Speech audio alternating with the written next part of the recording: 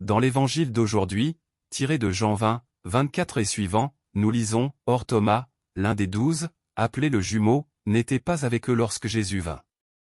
Les autres disciples lui dirent « Nous avons vu le Seigneur ».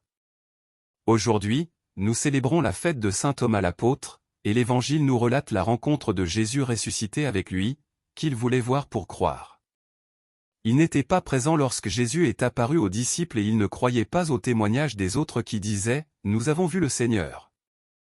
Thomas posa des conditions « Si je ne vois pas dans ses mains la marque des clous, si je ne mets pas mon doigt à l'endroit des clous, si je ne mets pas ma main dans son côté, je ne croirai pas ». Thomas est exigeant. Pour croire, il veut voir. Il ne souhaite pas un miracle. Non, il veut voir les marques sur ses mains, ses pieds et son côté.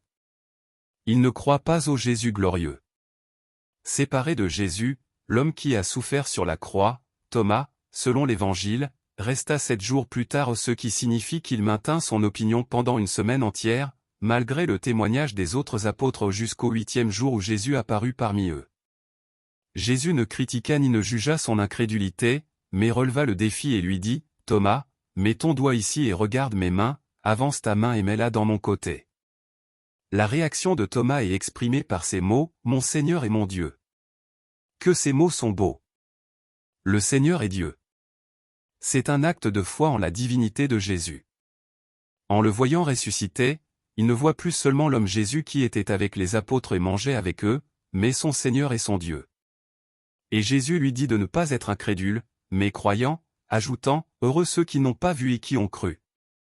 Thomas est appelé didyme, ce qui signifie « jumeau », c'est-à-dire « double ».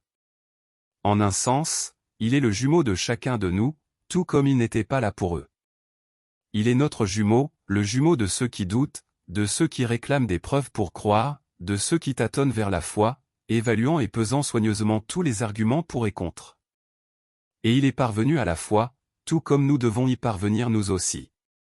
Car s'il est vrai que nous lui ressemblons dans nos doutes, il est tout aussi vrai que nous pouvons maintenant lui ressembler dans la foi, car nous ne pouvons oublier que si Thomas est considéré comme le prototype de l'incroyant, il est aussi celui qui a fait la plus belle profession de foi avec Pierre. Thomas, en bref, représente un peu de notre lutte pour atteindre la foi.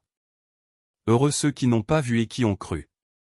Et nous n'avons pas vu le Christ crucifié ni ressuscité, il ne nous est pas apparu, mais nous sommes heureux parce que nous croyons en ce Jésus-Christ qui est mort et ressuscité pour nous. Je souhaite à tous une journée sereine et paisible dans la paix du Seigneur.